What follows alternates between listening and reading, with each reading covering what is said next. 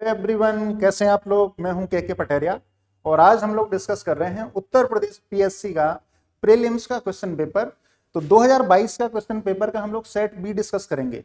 मैं ये मान के चल रहा हूं कि अगर आप लोग इस वीडियो को देखने आए हैं तो निश्चित रूप से प्रीवियस ईयर के क्वेश्चन पेपर को करने का इंपॉर्टेंस आपको पता होगा। किसी भी एग्जाम की तैयारी हो, अगर आपने प्रीवियस ईयर के पेपर्स को सॉल्व नहीं किया है तो ये मान के चलो कि आपकी तैयारी अधूरी है। देर ना करते हुए हम लोग देखते हैं पहला क्वेश्चन।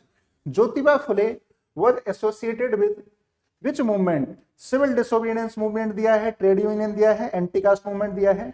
तो ज्योतिबा फुले जो थे, जिन्हें महात्मा ज्योतिबा फुले भी कहा जाता था, वो एंटी कास्ट मूवमेंट से एसोसिएटेड हैं। देखिए, मैं यहां पर क्वेश्चन का सिर्फ आंसर ना बता करके आपको एक्स्ट्रा इंफॉर्मेशन भी दूंगा, क्योंकि एक्स्ट्रा इंफॉर्मेशन काफी इंपॉर्टेंट है। ऐसा नहीं है कि प्रीवियस ईयर में कोई सवाल पूछा गया वैसा का वैसा क्वेश्चन रिपीट हो जाएगा। होता क्या है कि आज जो ऑप्शंस हैं, जो आंसर्स हैं, कल के दिन वो क्वेश्चन का रूप ले लेते हैं।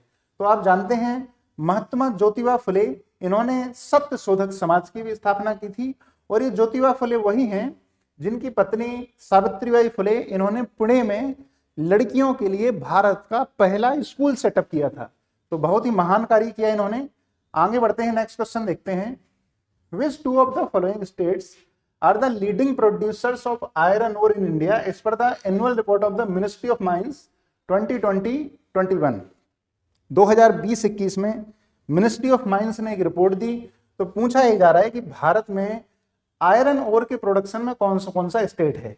जैसे ही आपको उड़ीसा दिखे तो आपको एक बात तो कम से कम पता होनी चाहिए कि भारत का 50% से भी ज्यादा आयरन ओर मिलता है उड़ीसा में, और सेकंड नंबर था छत्तीसगढ़ का। अब हम अपने ऑप्शंस देख लेते हैं। हमारे ऑप्शंस क्या कह रहे हैं। 2 and 4, 1 and 4, 1 and 2, 1 and 3। तो Orissa and Chhattisgarh right answer है। 1 and 2 यानी कि ऑप्शन डी करेक्ट हो जाएगा। कोई भी एनुअल रिपोर्ट आए, एनुअल रिपोर्ट का डेटा आपको पढ़ना है और डिफरेंट टाइप के मिनरल के प्रोडक्शन में कौन सा राज्य किस स्थान पे है आपको पता होना चाहिए। कम से कम आपको इस बात की जानकारी जरूर हो कि फर्स्ट पोजीशन पे कौन सा स्टेट रहा और सेकंड पोजीशन पे कौन सा स्टेट रहा। इसके साथ साथ में जितनी भी इंडेक्स आती हैं उनको भी आपको तैयार करके जाना है। वर्ल्ड हैप्पीनेस इंडेक्स 2022 पूछी गई थी और ये रैंक थी 136। आप जिस समय एग्जाम दे रहे हो उस समय के हिसाब से जो भी इंडेक्स हो वो आप पढ़ सकते हैं। Next question. एक तरफ बिल्डिंग दी है, दूसरी तरफ वेल्डर्स दिए हैं, उनको बनाने वाले। निश्चित रूप से कोई भी इमारत हो मजदूर बनाते हैं, लेकिन बनवाने वाला कोई होता है, राजा महाराजा। तो देखते हैं, लिस्ट 1 में दिया है सुल्तानगढ़ी, लिस्ट 2 में उनको बनाने वालों के नाम है सुल्तानगढ़ी, जो कि दिल्ली में है और इसको बनाया था इल्तुतमिश ने। कई बार क्या होता है कि अगर आपको इन 4 में से 2 के बारे में भी पता है तब भी आप एग्जाम में क्वेश्चन को सही कर लेते हैं। जैसे देखते हैं, ए का 3 दिया हुआ है पहले 2 ऑप्शन में, यानी कि या तो ए सही होगा और या फिर बी सही होगा। दूसरा देखते हैं, रेड पैलेस यानी कि लाल महल, और लाल महल को बनाया था, ये भी दिल्ली में है, बलबन में। लाल महल को बनाया था बलबन ने, तो बी का हो गया 4th। हम देख रहे हैं कि अभी भी हमारे दोनों ऑप्शन सही हैं, यानी कि हमें कम से कम यहां पर 2 से काम नहीं चलेगा, 3 के बारे में पता होना जरूरी है। जमात खाना मस्जिद को अलाउद्दीन के बेटे खिज्र खान ने बनाया था। तो यहां पर खिज्र खान का नाम है नहीं, अलाउद्दीन खिलजी राइट आंसर हो जाएगा। और 2.5 दिन का झोपड़ा, मुझे लगता है सबको पता होगा, कुतुबुद्दीन ऐबक ने बनाया और ये राजस्थान के अजमेर डिस्ट्रिक्ट में है।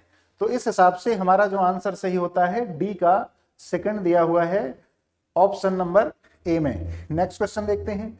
नेक्स्ट क्वेश्चन में पूछा गया, Which of the following trees is dangerous for the environment? एक बात आप लोग बहुत अच्छे से जानते हो, इंसान एनवायरमेंट के लिए जितना डेंजरस है उतना शायद ही कोई हो, लेकिन यहां पर सवाल पूछा गया है अबाउट द ट्रीज। क्या ये नीम है, क्या ये बबूल है, क्या ये बनाना है। बबूल के कांटे देख के कभी ये मत समझ लेना कि ये एनवायरमेंट के लिए डेंजरस है। वास्तव में एनवायरमेंट के लिए डेंजरस माना जाता है यूकेलिप्टस को।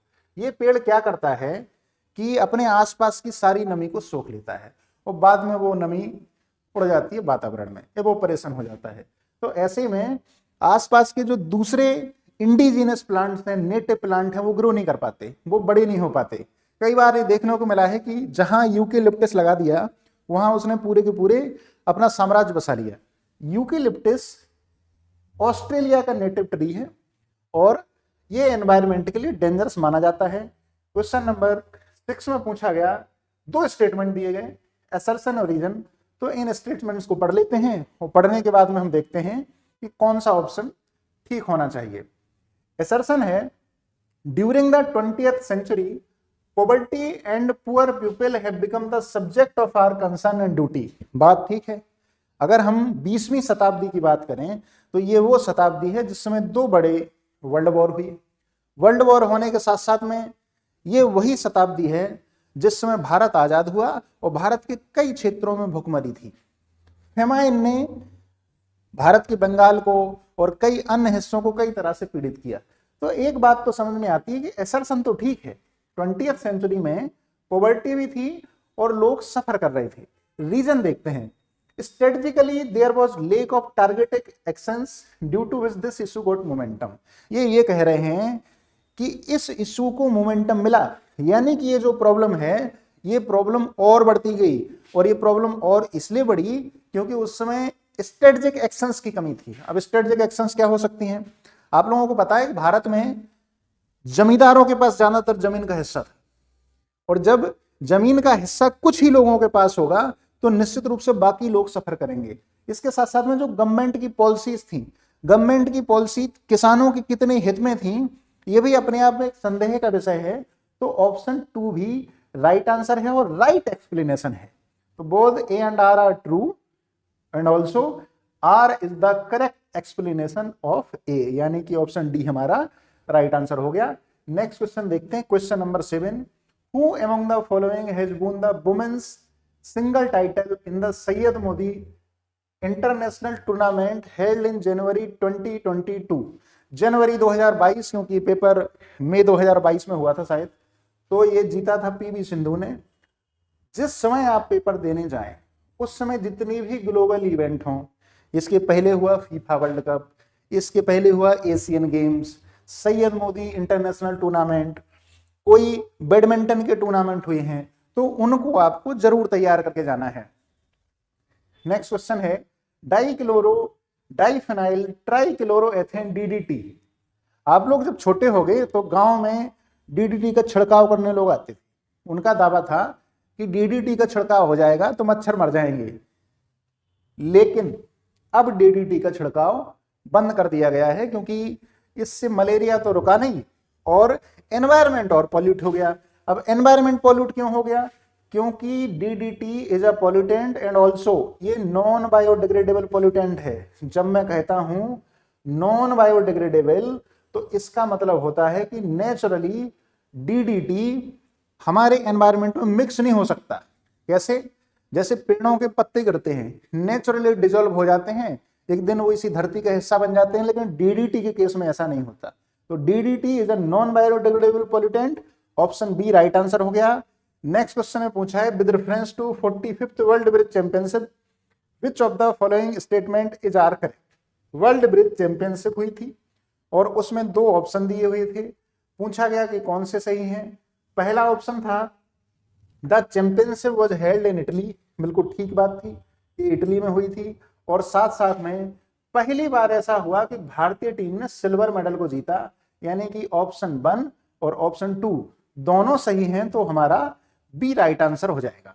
Next question, which of the following watershed development projects sponsored by the central government of India which aims at enabling the rural population to conserve the water?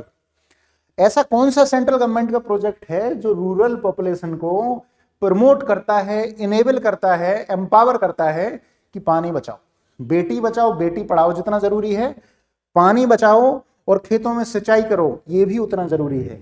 जब हम इसको पढ़ते हैं तो कई बार हमें ऐसा लगता है, अगर हमारी तैयारी ठीक नहीं है, कि जल क्रांति होगा।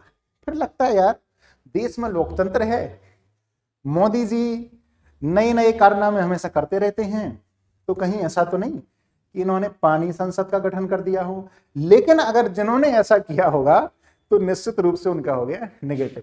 क्यों? क्योंकि जो राइट आंसर था वो राइट आंसर है हरियाली। सेंट्रल गवर्नमेंट ने हरियाली प्रोजेक्ट को लॉन्च किया था और ये वो प्रोजेक्ट है जिसमें सेंट्रल गवर्नमेंट ने कहा कि आपको क्या करना है, आपको पानी बचाना है, और पानी बचाने के लिए आप फिशिंग के लिए यूज कर सकते हैं, आप खेती में सिंचाई के लिए यूज कर सकते हैं, और निश्चित रूप से अगर वाटर सेव होगा तो बहुत सारे काम में आएगा, ग्राउंड वाटर रिचार्ज होगा। नेक्स्ट क्वेश्चन देखते हैं।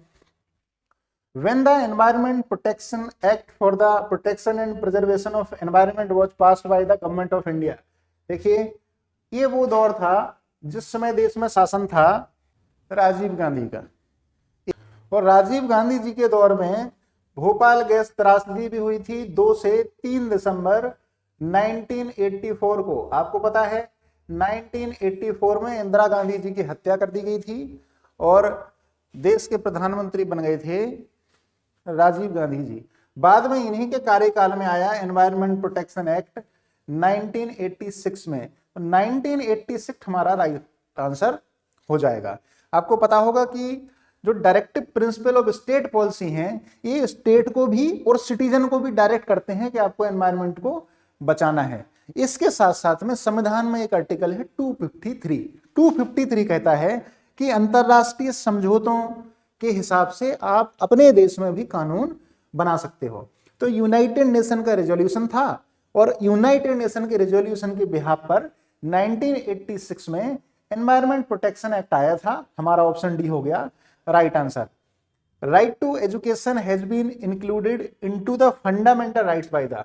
राइट टू एजुकेशन ने क्या किया, इसने कहा कि 6 से लेकर के 14 साल तक के बच्चों को, ध्यान से सुनिएगा, 6 साल से लेकर के 14 साल तक के बच्चों को फ्री एंड कंपलसरी एजुकेशन होगी। फ्री भी होगी और कंपलसरी भी होगी। तो संविधान में एक संशोधन किया गया, यह संशोधन था 86वां संविधान संशोधन 2002। साल 2002 में 86th कॉन्स्टिट्यूशनल अमेंडमेंट एक्ट आया और इसने 6 से 14 साल तक के बच्चों के लिए यह संवैधानिक अधिकार दिया कि फ्री एंड कंपलसरी एजुकेशन आपको प्रोवाइड की जाएगी। लेकिन संविधान में अमेंडमेंट करने से काम नहीं चलता, आपको उसको इंप्लीमेंट करने के लिए एक्ट लाना पड़ता है। तो 2009 में एक एक्ट आया, राइट टू एजुकेशन एक्ट, जिसको 1 अप्रैल 2010 को इंप्लीमेंट किया गया। तो 2010 से लेकर के अब तक संविधान में एक आर्टिकल ऐड है, आर्टिकल 21A, जो कि 6 से 14 साल के बच्चों को गारंटी देता है फ्री एंड कंपलसरी एजुकेशन की। तो आर्टिकल 21A को ऐड तो कर दिया गया था 2002 में, लेकिन एक्ट 2010 में इंप्लीमेंट हुआ। तो हम ये कह सकते हैं कि 2010 से देश में जो 2002 में अमेंडमेंट हो गया था उसका लाभ मिल रहा है। Next question, question number 13, with reference to valuable IT brands which of the following statement is are correct. Bharat का आईटी सेक्टर बहुत तेजी से ग्रो कर रहा है। आप विप्रो देखें, एचसीएल देखें, टेक महिंद्रा देखें और साथ साथ में टीसीएस भी देखो। जब इन सबको देख लिया तो ये भारत की कुछ टॉप आईटी ब्रांड है, लेकिन इन सब में भारत का जो टॉप ब्रांड है वो है टीसीएस, टाटा कंसल्टेंसी सर्विसेज। और टीसीएस जो है ये पूरे वर्ल्ड में रैंक 2 पर आता है। TCS is number 2 in global IT services brand इन 2022। तो ये ऑप्शन बिल्कुल सही है। अगर टीसीएस नंबर 2 पर है तो नंबर 1 पे भी कोई होगा। नंबर 1 पे है Accenture. Accenture is the most valuable world wide IT brand इन 2022। दोनों बातें सही थी और दोनों बातें सही थी तो ऑप्शन देख लेते हैं। Option B, both 1 and 2 are right. Next question, which one of the following pairs is not correctly matched. Correct match किसका नहीं है? मणिपुर 62 सीट्स दे रखे हैं, गोवा में एमएलए की सीट 40 दी है, उत्तर प्रदेश में 403, उत्तराखंड में 70। उत्तराखंड बिल्कुल सही है, यहां पर 70 सीट हैं। उत्तर प्रदेश में 403 सीट हैं, गोवा में 40 सीट हैं, ये बात भी सही है। मणिपुर में जो लेजिस्लेटिव असेंबली में सीट्स हैं, these seats are 60, this is not 62। So A is not correct और इन्होंने यही पूछा था कि करेक्टली मैच्ड कौन सा नहीं है, तो ऑप्शन ए हमारा ठीक आंसर हो गया। Next question, question number 15, arrange the following countries on the basis of human development index.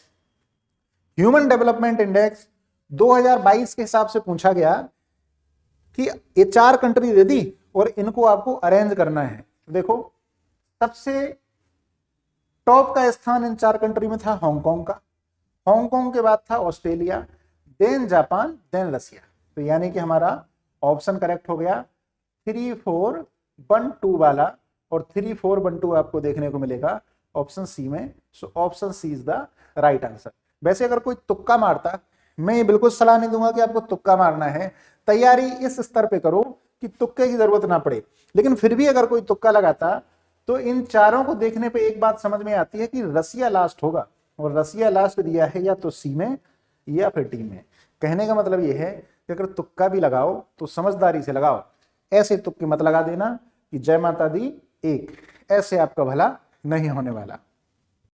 अपनी कहानी को आगे बढ़ाते हैं, क्वेश्चन नंबर 16 पे पहुंचते हैं, जिसमें पूछा गया which one of the following river basins is the largest in respect to area. ध्यान से देखिए इन नदियों को, और इन नदियों की रिवर बेसिन में पूछा गया कि सबसे बड़ा कौन सा है।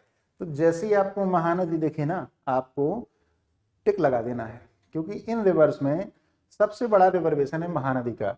उसके बाद अगर हम बात करें तो नर्मदा है, उसके बाद Kaveri, then Tapti. So C is the right answer. Question number 17, इसमें पूछा गया थर्मोडायनामिकली कार्बन का मोस्ट स्टेबल फॉर्म कौन सा है। आप जानते हैं कार्बन के एलोट्रोप्स होते हैं, ग्रेफाइट क्रिस्टल के फॉर्म में होता है, इसमें कार्बन के 6 एटम हेक्सागोनल पोजीशंस पर लोकेटेड होते हैं। डायमंड आप जानते हैं चमकता दमकता हीरा। फुलरीन बेकमिनिस्टर फुलरीन कहा जाता है, C60 से लिखा जाता है। ये सारे कार्बन के एलोट्रोप्स हैं। एलोट्रोप का मतलब होता है कोई भी एक ऐसा एलिमेंट जो डिफरेंट टाइप की स्टेजेस में एग्जिस्ट करता हो। जैसे मैं दूसरा एग्जांपल दूं कार्बन के अलावा, तो ऑक्सीजन O2 के फॉर्म में भी एग्जिस्ट करती है, ऑक्सीजन O3 यानी कि ओजोन के फॉर्म में भी एग्जिस्ट करती है। तो ये ऑक्सीजन के एलोट्रोप्स हैं, और ऑक्सीजन के 2 एलोट्रोप्स और होते हैं, O4 जिसे हम कहते हैं टेट्रा ऑक्सीजन, और O8 जिसको हम कहते हैं ऑक्टा ऑक्सीजन। तो ऐसे ही यहाँ पर कार्बन के 4 एलोट्रोप दिए थे, और इसमें थर्मोडायनेमिकली स्टेबल पूछा गया। तो आप याद रखें कि most stable form of the carbon, if we talk about the thermodynamically stable, then it's graphite. That was the right answer. Next question, which one of the following is correctly matched?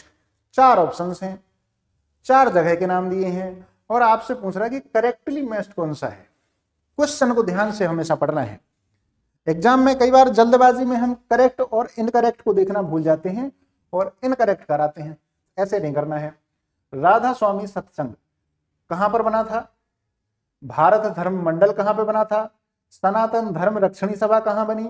और देव समाज कहां बना? अगर आपको इन चारों की location पता है तो आप इस सवाल को बहुत आसानी से कर सकते हैं। राधा स्वामी सत्संग एस्टेब्लिश किया गया था अमृतसर में, भारत धर्म महामंडल एस्टेब्लिश किया गया था हरिद्वार में, सनातन धर्म रक्षणी सभा इसको एस्टेब्लिश किया गया था केलकाटा में, जिसको आज हम कोलकाता कहते हैं। ऑप्शन सी बिल्कुल करेक्टली मैच्ड है, तो ये हमारा राइट आंसर हो जाएगा। और देव समाज का एस्टेब्लिशमेंट हुआ था लाहौर में। तो ऐसे करना है पेपर, ये नहीं करना है कि ये रहा क्वेश्चन और ये रहा इसका आंसर, ऐसे काम नहीं चलेगा। बाकी के भी जो ऑप्शंस हैं उनमें भी बहुत सारा नॉलेज छुपा हुआ है, उस छुपे हुई नॉलेज को ढूंढ के लाना है और हमें समझना है। नेक्स्ट क्वेश्चन देखते हैं, question number 19, which among the following compounds is the main constituent of natural gas? Natural gas में इन चारों में से सबसे ज्यादा कौन सा गैस होती है? बहुत ही सिंपल क्वेश्चन था, 10th क्लास में पढ़ाया जाता है। ये है मीथेन। मीथेन एक फ्लेमेबल गैस है और नेचुरल गैस का पार्ट होती है। Next question, which of the following coast is the largest tidal energy producing area in India? Tidal energy आप जानते हैं, और टाइडल एनर्जी का प्रोडक्शन सबसे ज्यादा जिस एरिया में होता है वो एरिया है गुजरात का कच्छ का एरिया, जहां पर आपको देखने को मिलेगी खंबात कोस्ट। तो खंबात कोस्ट यानी कि ऑप्शन सी हमारा राइट आंसर हो जाएगा। गल्फ ऑफ खंबात को गल्फ ऑफ केम्बे के नाम से भी जाना जाता है, तो आपको याद रखना है। तो गुजरात की 2 ऐसे एरिया हैं, गल्फ ऑफ खेमेत और कच्छ, जहां पर टाइडल एनर्जी का प्रोडक्शन काफी मात्रा में किया जा सकता है। नेक्स्ट क्वेश्चन पे चलते हैं। एक तरफ प्लांट का डिसीज दिया है और दूसरी तरफ फैक्टर दिए हैं, किस वजह से ये प्लांट डिसीज होता है? तो सबसे पहला ऑप्शन है सिट्रस क्रैकर। देखिए सिट्रस क्रैकर, ये जिसने भी मैच किया है सिट्रस क्रैकर को बिल्कुल सही मैच किया।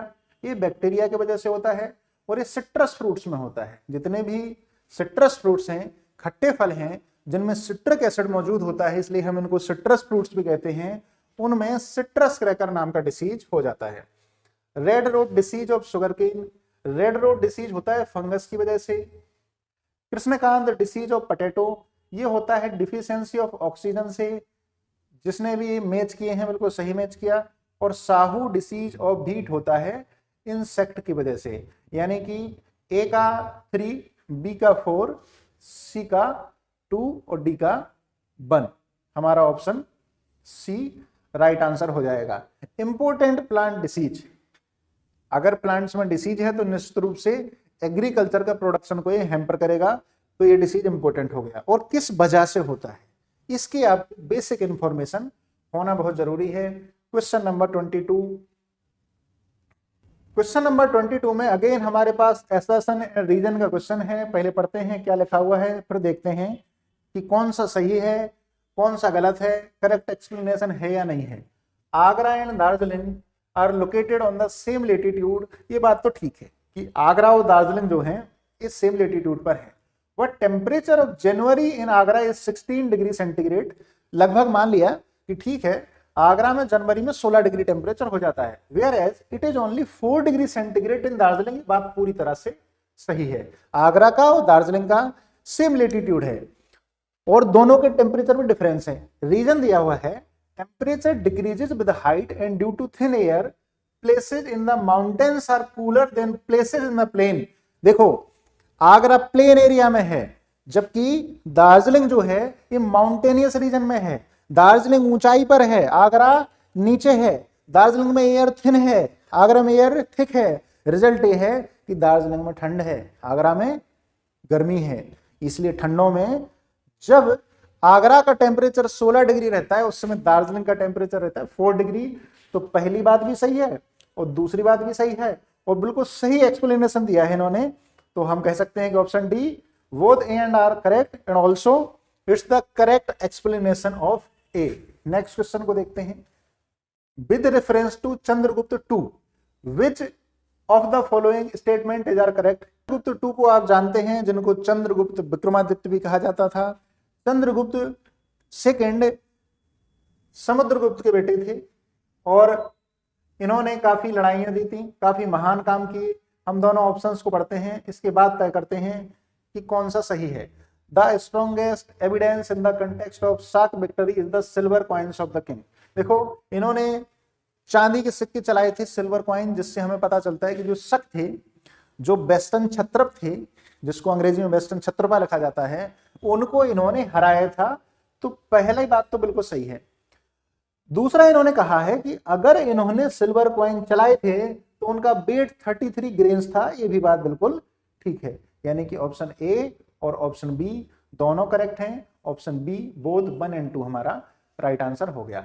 चंद्रगुप्त 2, चंद्रगुप्त फर्स्ट, समुद्रगुप्त, इन तीनों के बारे में आपको डिटेल में स्टडी करनी है। A joint public service commission for 2 or more states can be established by। अगर हमें 2 स्टेट के लिए ज्वाइंट पब्लिक सर्विस कमीशन बनाना है, पहले तो आप कहोगे सर 2 स्टेट हैं तो ज्वाइंट कमीशन की क्या जरूरत है, एक बना लो ना। देखो कई बार जरूरत पड़ जाती है।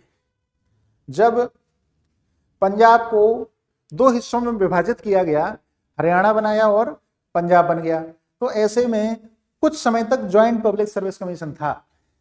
तो अगर joint public service commission establish करना है तो क्या तरीके हो सकते हैं, इसको कैसे एस्टेब्लिश किया जा सकता है? क्या यूनियन पब्लिक सर्विस कमीशन इसको एस्टेब्लिश करता है? क्या इसको पार्लियामेंट स्टेट की रिक्वेस्ट पे एस्टेब्लिश करता है या फिर इसको राज्यसभा या लोकसभा एस्टेब्लिश करती है? देखो बिल्कुल क्लियरिटी रखो, joint public service commission parliament of India बनाता है, लेकिन ये कंपलसरी है कि दोनों स्टेट्स की तरफ से रिक्वेस्ट जानी चाहिए दोनों स्टेट की तरफ से प्रपोजल जाना चाहिए कि डियर पार्लियामेंट, हम चाहते हैं कि हम दोनों राज्यों के लिए एक ही पब्लिक सर्विस कमीशन हो। तो ऐसे में पार्लियामेंट उनको एक पब्लिक सर्विस कमीशन दे देगा। नेक्स्ट क्वेश्चन, एक तरफ दिया है डे, दूसरी तरफ दी है इवेंट। कुछ इंपोर्टेंट डेज हैं और कुछ इंपोर्टेंट इवेंट हैं, हमें करेक्ट मैच करना है। देखते हैं, अप्रैल 18 वर्ल्ड हेरिटेज डे, बिल्कुल ठीक बात है। Day 22 international day of biodiversity, ये भी बिल्कुल ठीक बात है। जुलाई 29 को सेलिब्रेट किया जाता है इंटरनेशनल टाइगर डे, और दिसंबर 5 है जो बात करता है वर्ल्ड सॉइल डे की। वर्ल्ड सॉइल डे सेलिब्रेट किया जाता है कि हेल्दी सॉइल हो, क्योंकि अगर हेल्दी सॉइल होगी तो जो वाटर जाएगा उससे ग्राउंड वाटर रिचार्ज होगा, वो भी हेल्दी होगा। दूसरी बात, जो फसल का उत्पादन होगा, एग्रीकल्चरल प्रोडक्शन होगा, that would be also healthy. So these are the 4 days, these are the 4 events. हमने इनको करेक्ट मैच किया। देख लेते हैं, ए का 2 है, बी का 4 है, ए का 2, बी का 4, हमें ऑप्शन सी में देखने को मिल रहा है। सी का 1 एंड डी का 3, option C is the right answer. Next question is question number 26. With reference to the India Smart City Award Contest 2020 that was given in April 2022, match list with list 2। List 1 में category है और list 2 में winner city कौन सी है। Smart city Modi ji का एक बड़ा project रहा जिसमें देश में 100 स्मार्ट सिटी बनाने की बात कही गई। अगर आप किसी भी स्टेट सिविल सर्विसेज का एग्जाम दे रहे हैं तो उस स्टेट में अगर किसी स्मार्ट सिटी को कोई अवार्ड मिला है तो आपको वो पता होना चाहिए। इसके साथ साथ उस स्टेट में कितनी स्मार्ट सिटी है ये भी आपको पता होना चाहिए। लेकिन यहां पर कैटेगरी दी और विनर सिटी दी। मैच करके देखते हैं। कल्चर के मामले में मिला था इंदौर को, कल्चर में इंदौर, यानी कि ए का हो जाएगा 2। गवर्नेंस में मिला था बड़ौदा को, सोशल एस्पेक्ट में तिरुपति को, और अर्बन एनवायरनमेंट के लिए मिला था भोपाल को। ए का 2nd, बी का 1st हमें देखने को मिल रहा है, ऑप्शन ए में भी है और ऑप्शन बी में भी है। हम सी का देख लेते हैं, सोशल एस्पेक्ट में तिरुपति। सी का 4 हमें देखने को मिल रहा है ऑप्शन बी में। So option B is the correct answer. Next question देखते हैं, question number 27। The first airport powered by solar energy in India, देश का कौन सा एयरपोर्ट है जो कंप्लीटली सोलर एनर्जी से पावर होता है। बिल्कुल स्पष्ट है, ऐसा नहीं कह रहे हैं कि फ्लाइट सोलर एनर्जी से उड़ रही हैं, फ्लाइट तो पेट्रोल से ही चलेगी। लेकिन जो एयरपोर्ट है, एयरपोर्ट पे जितने फंक्शंस हैं, that functions are operated by solar energy. तो ये है कोचन एयरपोर्ट, और कोचन एयरपोर्ट आपको देखने को मिलेगा केरला में। और जैसे कोचन नाम आता है तो हमें लगता है कि कोझिकोड में होगा, ये कोझिकोड में नहीं है, ये है एर्नाकुलम डिस्ट्रिक्ट में। Who among the following was the winner of Miss World 2021? कोई मिस वर्ल्ड बने, मिस इंडिया बने, मिस यूनिवर्स बने, हमारी टेंशन बढ़ जाती है। क्यों? क्योंकि एग्जाम में पूछा जाता है ये कौन बना। मार्च 2022 में कौन बना था? पोर्टोरिको में। पोर्टोरिको में इवेंट हुई, मिस वर्ल्ड 2021 का अनाउंसमेंट हुआ और आपसे पूछ लिया गया। ये राइट आंसर था कैरोलिना वायलास्का। और कैरोलिना जी जो थी ये पोलैंड से हैं और इन्होंने इस अवार्ड को जीता। कई बार कुछ एग्जाम्स में पूछा गया कि पोर्टोरिको जो है ये किस कंट्री का हिस्सा है, तो ये है यूएसए का पार्ट। जब भी कोई इवेंट हो, किसी को मिस का टाइटल मिले तो आपको मिस करके नहीं जाना, आपको याद करके जाना है। Question number 29। LBS is one of the economic measures taken by the government of India for financial inclusion. What is LBS in this context? देखिए, LBS लीड बैंकिंग सिस्टम को रिप्रेजेंट करता है। बेसिकली गवर्नमेंट ऑफ इंडिया की योजना थी, सरकार का क्या प्लान था कि जहां पर भी बैंक नहीं है, जहां पर भी लोगों को बैंक का एक्सेस नहीं है, तो वहां पर बैंक सेटअप किया जाए। So that's lead banking system. Next question देखते हैं, question number 30। Bacillus Haemophilus influenza, इससे कौन सी बीमारी होती है? तो देखिए, बेसिलस हेमोफिलस इन्फ्लुएंजा है, ये करता है निमोनिया को। बायो का क्वेश्चन है, कम से कम 10th क्लास तक की बायो आपको जरूर पढ़नी है। Which of the following mountain ranges are in the Himalayan mountain? 4 option है और आपसे पूछा गया कि इनमें से हिमालयन माउंटेन कौन सा है। जैसे ही मैंने इस क्वेश्चन को देखा तो सबसे पहली मेरी नजर गई ऑप्शन 3 पर, अनामलाई। और ऑप्शन 4 पर सिरुमलाई। सिरुमाली लिख दिया, ये बेसिकली सिरुमलाई है। अनामलाई आपको देखने को मिलेगी केरला में और तमिलनाडु में, जबकि सिरुमलाई आपको देखने को मिलेगी सिर्फ तमिलनाडु में। ये अनामलाई वही माउंटेन रेंज है जहां पर साउथ इंडिया की सबसे ऊंची जो पीक है, highest peak of south India, Anamudi, ये आपको मिलती है। और अनामलाई केरला में भी है, तमिलनाडु में भी है, लेकिन जो हाईएस्ट पीक अनामुडी है ये केरला में आपको देखने को मिलेगी। तो ऑप्शन 3 और ऑप्शन 4 ये तो साउथ इंडिया के पार्ट हैं, ये साउथ इंडिया में है, तो 3 और 4 तो नहीं हो सकते। अगर आपको सिर्फ ये भी पता है कि Anamalai is not Himalayan range, तब भी आप एलिमिनेट कर सकते हैं, क्योंकि ऑप्शन 1 में भी 3 है, ऑप्शन 2 में भी 3 है, ऑप्शन सी में भी 3 है, केवल ऑप्शन डी बचा। तो ऑप्शन डी हमारा राइट आंसर है। ओनली ऑप्शन 1 एंड ऑप्शन 2 ये करेक्ट है। फर्स्ट एंड सेकेंड चोयू लोहत्से ये हिमालयन रेंज हैं और ये आपको देखने को मिलेगी नेपाल तिब्बत बॉर्डर पे। तिब्बत जिस पर चाइना ने कब्जा कर रखा है, और नेपाल जो हमारा पड़ोसी देश है, जो कई बार चाइना की तरफ टिल्टेड दिखता है तो कई बार इंडिया की तरफ टिल्टेड दिखता है। तो यहां पर आपको ये 2 माउंटेन रेंजेस मिलेंगी, हिमालयन रेंज हैं। 3 and 4 are not Himalayan ranges, तो हमारा ऑप्शन डी राइट आंसर हो जाएगा। उत्तर प्रदेश का बजट जरूर पढ़ के जाना है, बजट से सवाल पूछा गया था।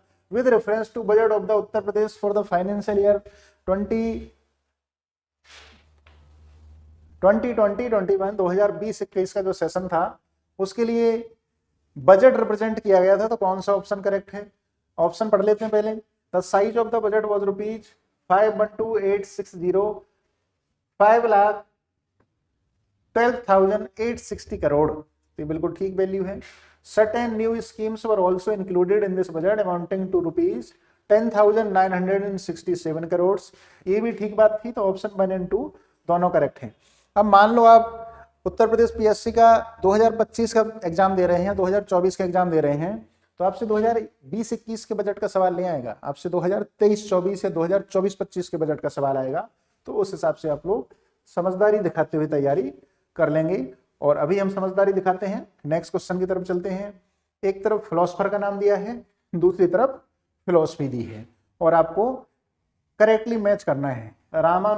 रामानुज क्या शुद्ध द्वैत से रिलेटेड हैं, क्या ये द्वैता द्वैत से रिलेटेड हैं, या ये द्वैत से रिलेटेड हैं, या ये विशिष्ट द्वैत से रिलेटेड हैं? तो रामानुज इज रिलेटेड टू विशिष्ट द्वैत, Madhavacharya is related to Dvaita, Nimbakacharya is related to Dvaitadvaita, and also Vallabhacharya is related to Shuddh Dvaita. ये जो द्वैत का कॉन्सेप्ट है, ये कॉन्सेप्ट बेसिकली ये कहता है कि क्या चीजें ब्रह्म से ओरिजिनेट हुई हैं, या जो कुछ भी आपको दिखाई देता है वो सब कुछ ब्रह्म है। तो इसको आपको डिटेल में पढ़ना चाहिए। इससे रिलेटेड सवाल यूपीएससी और यूपीपीएससी के एग्जाम में आए दिन देखने को मिलते रहते हैं। ए का 4, सी का 2 ये हमें देखने को मिल रहा है ऑप्शन डी में। That's are right answer.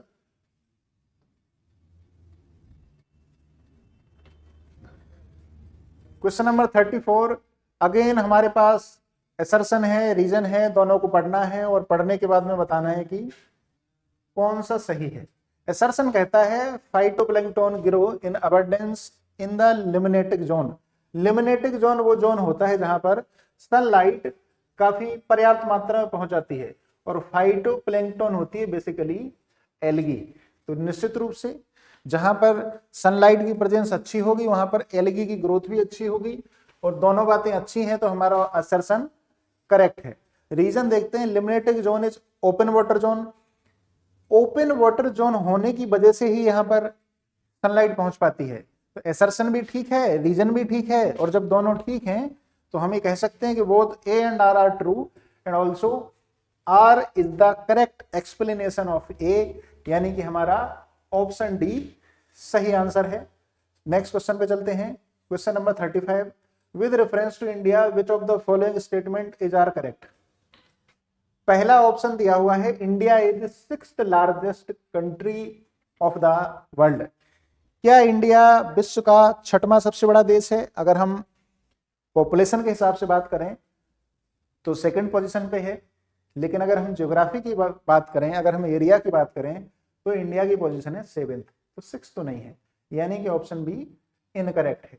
आपको पता है कि भारत से भी बड़े एरिया में 6 और देश हैं, जिनमें से Russia, Canada, USA, Brazil, Australia, China, और 7th पोजीशन पे आता है इंडिया। तो ऑप्शन 1 तो हो गया इनकरेक्ट। ऑप्शन 2 दिया है India occupies about 2.4% of the total area of the world. ये बात बिल्कुल सही है। Tropic of cancer passes through the middle of the country dividing into 2 latitudinal halves. आपको पता है कि ट्रॉपिक ऑफ कैंसर भारत के 8 राज्यों से होकर के पास होती है। यहाँ गुजरात से शुरू होती है, त्रिपुरा मिजोरम पे जाके खत्म होती है, और ये इंडिया को 2 अलग अलग पार्ट में डिवाइड कर देती है, एक ऊपर का हिस्सा, एक नीचे का हिस्सा। आप और नीचे बढ़ेंगे भारत से तो आपको देखने को मिलेगी इक्वेटर, उसके और नीचे बढ़ेंगे तो आपको देखने को मिलेगी ट्रॉपिक ऑफ कैप्रिकॉर्न। ये मैं इसलिए बता रहा हूं क्योंकि 4th ऑप्शन से रिलेटेड है। इसमें कहा गया India lies completely in the tropic zone. तो क्या इंडिया कंप्लीटली ट्रॉपिक जोन में है? अगर ये हमारा भारत है, एक जनरल सेंस के लिए मैंने बना दिया, और ये अगर ट्रॉपिक ऑफ कैंसर बीच से पास होती है, इसके बाद में यहाँ से इक्वेटर पास होती है, यहाँ से ट्रॉपिक ऑफ कैप्रिकॉर्न पास होती है, तो ट्रॉपिक ऑफ कैंसर और ट्रॉपिक ऑफ कैप्रिकॉर्न इसके बीच के एरिया को हम कहते हैं ट्रॉपिक एरिया। तो इंडिया ट्रॉपिक जोन में नहीं है, इंडिया का कुछ पार्ट ट्रॉपिक जोन में भी है, ये जो हिस्सा आप देख रहे हैं, और कुछ पार्ट सब ट्रॉपिक जोन में है, यानी कि ऑप्शन 4 इनकरेक्ट है। तो 2 ऑप्शन केवल करेक्ट हैं। पहला तो इंडिया 2.4% एरिया कवर करता है वर्ल्ड का, दूसरा है कि ट्रॉपिक ऑफ कैंसर कंट्री के मिडिल से पास होती है और 2 हाफ में डिवाइड कर देती है, यानी कि ऑप्शन 2 एंड 3 आर राइट, जो कि हमें दिए हुए हैं ऑप्शन ए में। ऑप्शन ए हमारा करेक्ट आंसर हो गया। Which of the following wildlife sanctuaries of UP was established in 1975? 1975 में एस्टेब्लिश किया गया था कटर्निया घाट वाइल्ड लाइफ सेंचुरी। अगर चंबल वाइल्ड लाइफ सेंचुरी की बात करें तो उत्तर प्रदेश, मध्य प्रदेश और राजस्थान 3 स्टेट में देखने को मिलेगी। अगर हम किशनपुर वाइल्ड लाइफ सेंचुरी की बात करें तो जो लखीमपुर खीरी में दुधवा नेशनल पार्क है, उसी का हिस्सा है किशनपुर वाइल्ड लाइफ सेंचुरी। और क्वेश्चन में पूछा गया 1975 में एस्टेब्लिश, तो ये है कटर्निया घाट, यानी कि ऑप्शन बी हमारा सही आंसर है। The concept of basic structure of the constitution was propounded bye supreme court in the case of. देखिए, संविधान में कहीं बेसिक स्ट्रक्चर की बात नहीं है, लेकिन ऑनरेबल सुप्रीम कोर्ट ने 1973 में एक रिमार्केबल जजमेंट दिया, और उस जजमेंट में कहा कि nobody can violate basic structure of the constitution. Article 368 जो पार्लियामेंट को एम्पावर करता है कि आप संविधान में संशोधन कर सकते हो, संशोधन तो कर सकते हो, लेकिन ऐसा कोई भी संशोधन अनकॉन्स्टिट्यूशनल माना जाएगा जो कि भारत के डेमोक्रेटिक पैटर्न को, भारत की नेचर ऑफ डेमोक्रेसी को हैम्पर करता हो। सीधे तौर पे हम ये कह सकते हैं कि कोई भी कॉन्स्टिट्यूशनल अमेंडमेंट किया जा सकता है, लेकिन बेसिक स्ट्रक्चर को वायलेट नहीं करना चाहिए। ये बात कही गई थी सुप्रीम कोर्ट के द्वारा Kesavananda Bharati versus state of Kerala case 1973। Remarkable judgment था। इस जजमेंट में साथ में ये बात भी बोली गई कि प्रीम्बल जो है, प्रीम्बल भी इंडियन कॉन्स्टिट्यूशन का इंटीग्रल पार्ट है। इससे पहले एक जजमेंट में ये बात बोली गई थी कि प्रीम्बल संविधान का हिस्सा नहीं है। वो कौन सा केस था जिस केस में ये बात सुप्रीम कोर्ट ने कही थी कि preamble is not part of the Indian constitution? बाद में ये जजमेंट चेंज हुआ और 1973 में अगेन ऑनरेबल सुप्रीम कोर्ट ने कहा कि preamble is part of constitution. तो आपको वो पहले वाला जजमेंट बताना है कि जिसमें सुप्रीम कोर्ट का कहना यह था कि प्रीम्बल संविधान का हिस्सा नहीं माना जाएगा। ये आप कमेंट करके बता सकते हैं। अभी के लिए क्वेश्चन नंबर 38 देखते हैं। Consider the following events and arrange them in chronological order. Chronological order में लगाना है। अगर आपको ये जो 4 इवेंट दी हुई हैं इनके बारे में पता है तो क्रोनोलॉजिकल ऑर्डर लगाना बहुत बड़ी बात नहीं है। Foundation of Ghadar party, Ghadar party Lala Hardayal ने बनाई थी 1913 में, 1913। चिटगांव आर्मरी रेड सूर्या सेन ने वेस्ट बंगाल में की, 63 युवाओं के साथ गए थे 1930 में। सेंट्रल असेंबली में आपको पता है कि बटुकेश्वर दत्त और भगत सिंह जी ने बॉम्ब गिराया था। यह इवेंट हुई थी 1929 में। और इंडियन इंडिपेंडेंस कमेटी बर्लिन में बनाई गई थी 1915 में। अगर आपको ये 4 इवेंट सामने दिखाई दे रही हैं तो ऑर्डर होगा 1 3 4 2 और 1 3 4 2 हमें देखने को मिल रहा है ऑप्शन बी में, तो ऑप्शन बी हमारा करेक्ट आंसर हो जाएगा। क्वेश्चन नंबर 35, एक तरफ पर्सन का नाम दिया है, दूसरी तरफ एक किस चीज से कंसर्न है, हमें मैच करना है।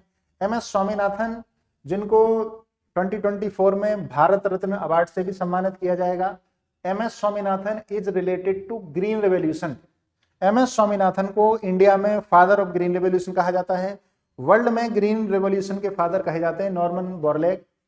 अगर हम एल के झा की बात करें तो एल के झा कमेटी बनाई गई थी 1964 में, और ये कमेटी वही कमेटी है जिसने सजेस्ट किया था एमएसपी को।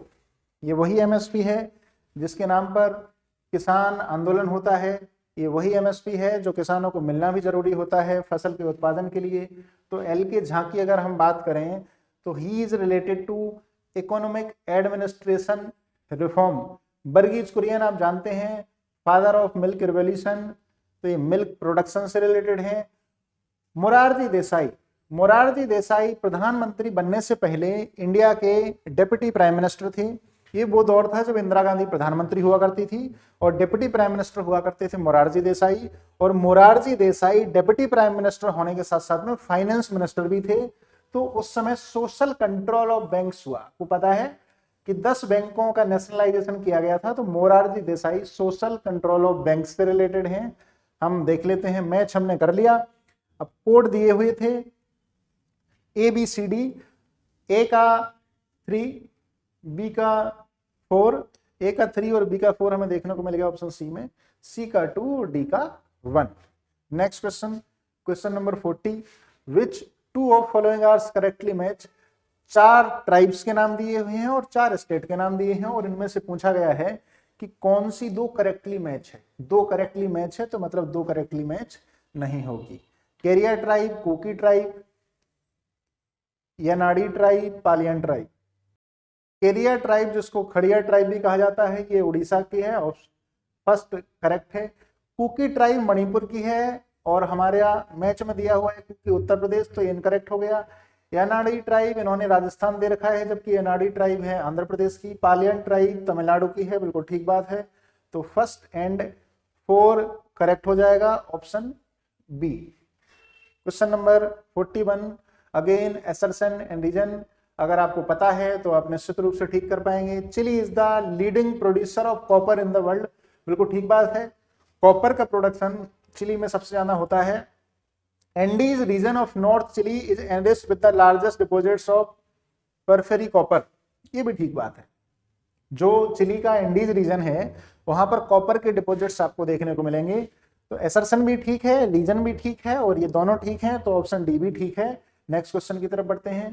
Question number 42, poverty is regarded as a social problem which was the outcome of survey research on poverty in London. London में एक सर्वे किया गया और सर्वे के बिहाफ पर एक कॉन्सेप्ट दिया गया जिस कॉन्सेप्ट में कहा गया कि poverty is regarded as a social problem. और ये सर्वे करने वाले जो स्कॉलर थे, जो सोशल रिसर्चर थे, जो थिंकर थे, ये थे चार्ल्स बूथ, यानी कि ऑप्शन डी करेक्ट आंसर हो जाएगा। क्वेश्चन नंबर 43 में पूछा है, who among the following had translated Chintamani Bhatt Sanskrit text सुक सप्तति। देखो चिंतामणि भट्ट जी ने संस्कृत में टेक्स्ट लिखा, बेसिकली 70 स्टोरीज को लिखा गया और इन 70 स्टोरी को सुनाने वाला था एक तोता, इसीलिए इसको कहा गया सुका सप्तति। सुका का मतलब होता है तोता और सप्तति का मतलब होता है 70। तो 70 कहानियां एक तोते के द्वारा एक महिला को सुनाई गई और किस महिला, और एक कहानियां उस महिला को सुनाई गई जिस महिला का पति घर से बाहर रह रहा था। तो उन 70 कहानियों को चिंतामणि भट्ट जी ने संस्कृत में लिखा था, लेकिन बाद में इसको ट्रांसलेट कर दिया गया और चूंकि ये कहानियां तोते के द्वारा सुनाई गई थी तो पारसी में ट्रांसलेट करके इसका नाम रख दिया गया तूतीनामा। तो पूछा ये जा रहा है कि संस्कृत से पर्शियन लैंग्वेज में ट्रांसलेट करने वाला व्यक्ति कौन था, तो ये थे ख्वाजा जियाउद्दीन नक्शबी। ऑप्शन ए हमारा राइट आंसर हो जाएगा। हालांकि मैं एक दिलचस्प बात मैं यहाँ पर बता देता हूँ कि जो सुक सप्तति था, तोते की 70 कहानियां थी, इन्होंने सभी 70 को ट्रांसलेट नहीं किया, 52 ट्रांसलेट हुई थी और उनका नाम रख दिया गया था तूतीनामा। क्वेश्चन नंबर 44, एक तरफ प्रोग्राम दिया हुआ है, दूसरी तरफ लॉन्चिंग ईयर दिया हुआ है, आपको मैथ करना है। एक जरूरी बात तो यह है कि कोई भी प्रोग्राम जो रिसेंटली लॉन्च हुआ हो उसको आप जरूर तैयार करके जाएं, लेकिन कुछ इंपॉर्टेंट प्रोग्राम ऐसे हैं जिनके बारे में आपको पता होना चाहिए। अगर उनके बारे में आपको पता है तो निश्चित रूप से आप क्वेश्चन को ठीक कर लेंगे। जैसे नेशनल रूरल हेल्थ मिशन है, ये लॉन्च हुआ था 2005 में, जबकि नेशनल सोशल असिस्टेंस प्रोग्राम है ये आया था 1995 में। अगर मैं बात करूं कि स्वर्ण जयंती ग्राम स्वरोजगार योजना कब आई, तो ये आई 1999 में, और संपूर्ण ग्रामीण रोजगार योजना आई थी 2001 में। संपूर्ण ग्रामीण रोजगार योजना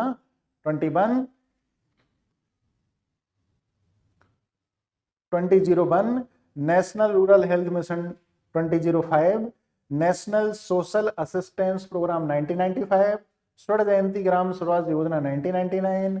ए का सेकंड, बी का फर्स्ट, ए का 2, बी का फर्स्ट हमें देखने को मिल रहा है ऑप्शन बी में। 2143 is the right answer. Next question, question 45, at which of the following place the World Health Organisation is going to establish global traditional medicine centre. ये उस समय सवाल करंट अफेयर का था, लेकिन अब हिस्ट्री बन गया। ग्लोबल ट्रेडिशनल मेडिसिन सेंटर देखते ही बहुत सारे लोगों ने हरिद्वार लगा दिया होगा, क्योंकि पतंजलि के वजह से हरिद्वार मेडिसिन के रूप में काफी चर्चा में है, लेकिन option C is incorrect. Right answer is Jamnagar Gujarat, option D.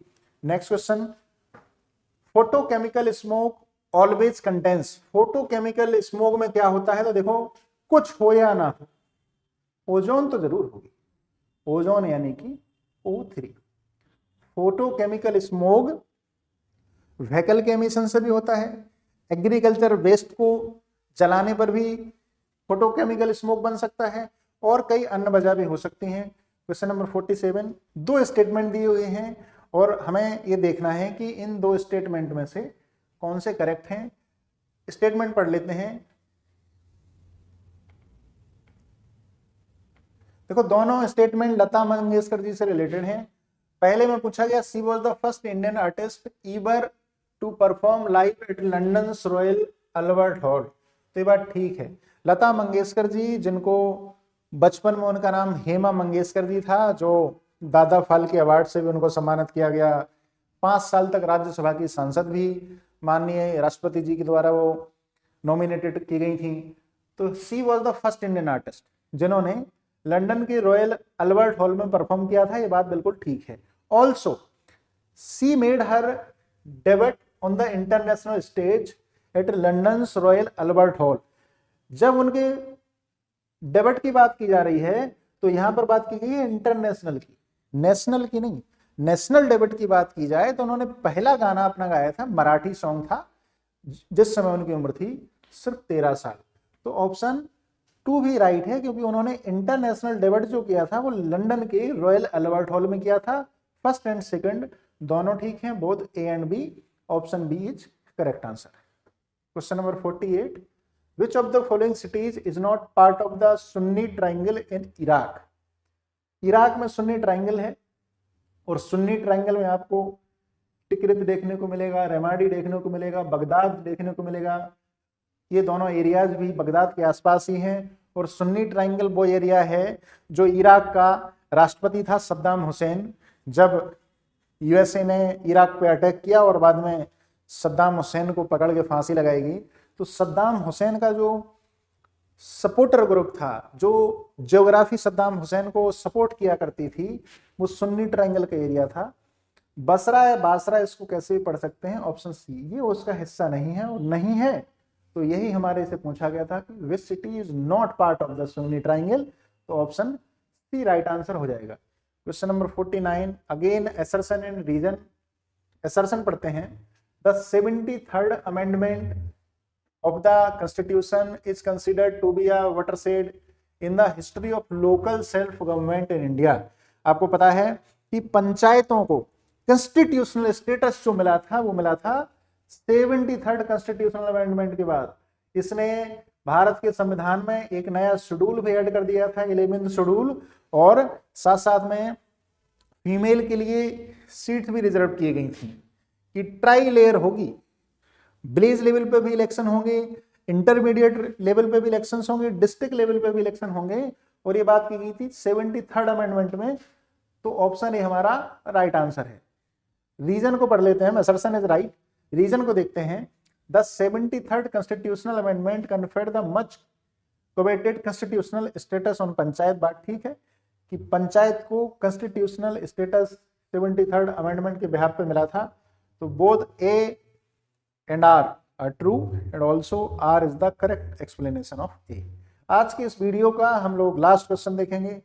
देखो, एक विकल्प तो मेरे पास ये है कि मैं क्वेश्चन बताऊं, उसका आंसर बता दूं, लेकिन मुझे नहीं लगता ये पढ़ाने का, पेपर को डिस्कस करने का सही तरीका है।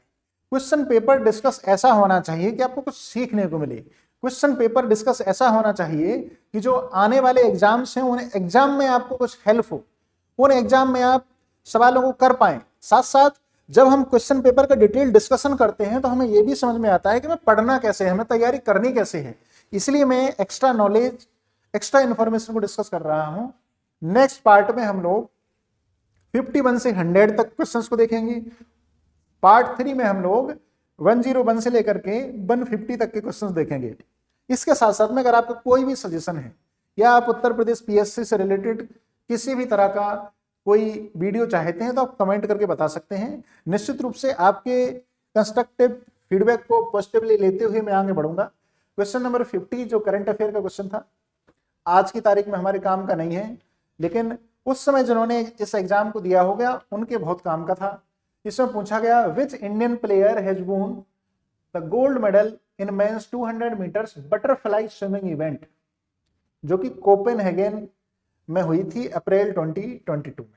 2022 में बटरफ्लाई स्विमिंग की इवेंट हुई और साजन प्रकाश जी ने गोल्ड मेडल जीता था भारत के लिए। तो इनको भी कॉन्ग्रेचुलेशन, और आपको भी आपके आगे आने वाले एग्जाम्स के लिए बहुत बहुत शुभकामनाएं। नए वीडियो में हम लोग नए 50 क्वेश्चंस को डिस्कस करेंगे। आज के लिए इतना ही, चलते हैं दोस्तों। जय हिंद, जय भारत।